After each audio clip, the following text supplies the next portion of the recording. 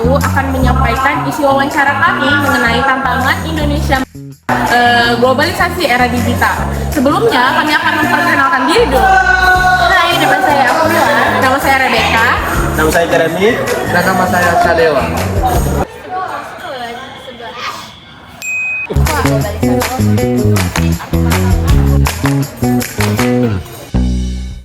Sebelum masuk ke wawancara, saya akan menyampaikan dulu apa pengertian dari globalisasi. Globalisasi adalah proses menyatukan dunia melalui kemajuan teknologi, komunikasi, dan juga transportasi. Batas antar negara menjadi semakin terbuka dalam berbagai bidang ekonomi, budaya, politik, dan juga Nah, selanjutnya, kalian tahu nggak sih arti tantangan globalisasi di era digital? Artinya itu, berbagai hambatan, kesulitan atau persaingan yang muncul akibat perubahan global dan juga terjadi karena dunia yang semakin terbuka menuntut kemampuan untuk beradaptasi dan bersaing secara global.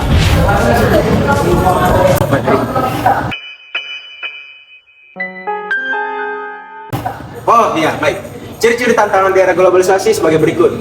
Ketatnya persaingan di dalam bidang ekonomi, teknologi, dan juga bidang pendidikan. Oke. Yang kedua, masuknya budaya asing yang tidak bisa memengaruhi nilai jati diri dan bangsa.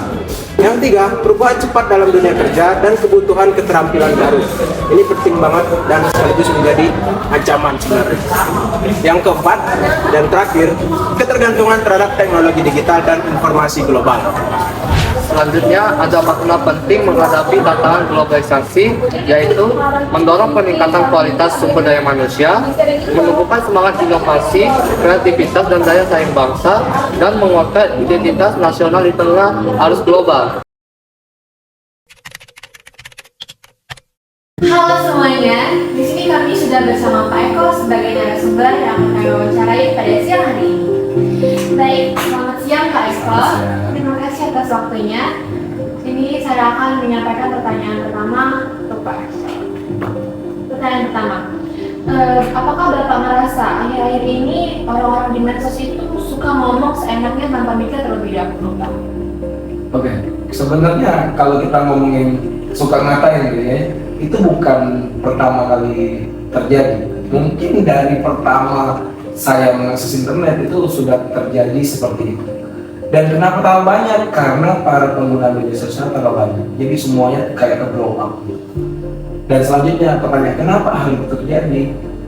Kembali lagi pada etika. Etika setiap orang berbeda. Dan internet mendukung itu. Kenapa? Karena ada sifat anonymous. Anonymous itu sifat yang ya Anda bisa jadi ekor, tapi di internet Anda bisa jadi ekor, bisa jadi Bastian, bisa jadi whatever. Orang nggak tahu di dalam, jadi mereka bersembunyi di balik.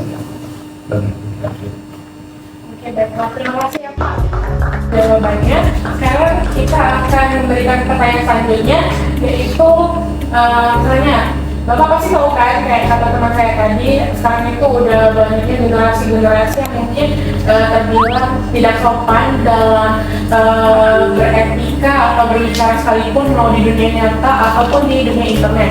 Nah, menurut Bapak, kenapa sih banyak orang sekarang, bahkan anak-anak dari dini pun yang udah berani nyinyir dan ngata-ngatain orang di internet? Kembali lagi jawab bersama dengan pertanyaan tadi, tetap masalahnya di etika. Jadi bagaimana hati kita terhadap orang itu, bagaimana menghadapi pendapat-pendapat yang berbeda dengan kita, tapi kita bisa menerimanya tanpa kita harus mencaci maki. Itu kan. Jadi kembali lagi ke kesadaran tiap-tiap orang. Terus Pak, bagaimana sih caranya kita agar tetap sopan dan santun dalam dunia digital ini, tapi tetap bisa bebas berekspresi? Kebebasan berekspresi bukan berarti bahwa kita bisa sebebas-bebasnya. Kita terikat aturan, ada undang-undang ITE, ada etika. Nah, etika ini yang perlu ditanamkan kepada anak-anak dari SD, SMP maupun SMA, karena terutama yang dari SD. Karena begitu pendidikan dasarnya bagus, maka kedepannya untuk kehidupannya dia akan lebih baik lagi dalam menerapkan etika dan pendidikan.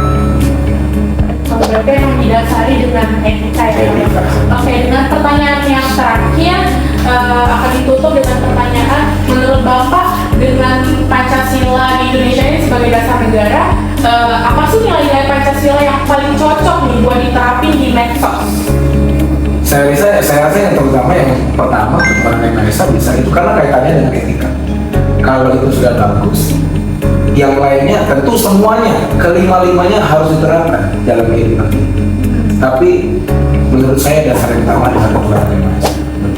Baik, Pak. Baiklah, terima kasih kepada Pak Eko ya. Telah memberikan waktu dan jawaban yang sangat relevan ya teman-teman. Selain dari itu juga pastinya kita mendapatkan banyak pelajaran dari wawancara hari ini. Jadi pelajaran pertama yang bisa kita ambil yaitu kita harus menjalankan teknologi digital ini dengan bijaksana. Jadi dengan tidak semena-mena. Terus yang kedua, kita harus menerapkan etika kita yang baik di kehidupan kita sehari-hari. Dan yang terakhir, kita harus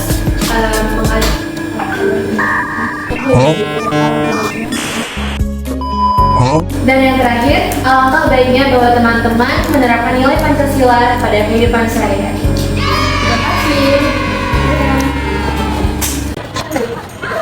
Siapa yang penutupnya? Kan udah kami sudah tadi ya. Baiklah teman-teman, sekian untuk Baiklah teman-teman, sekian untuk video wawancara kami hari ini. Kami sadar akan banyaknya kesalahan dan kekurangan dalam video ini. Dan kedepannya kami akan belajar untuk memperbaikinya lebih dalam lagi. Terima kasih sudah meluangkan waktu untuk menonton video ini. Dan see you the next video. Thank you.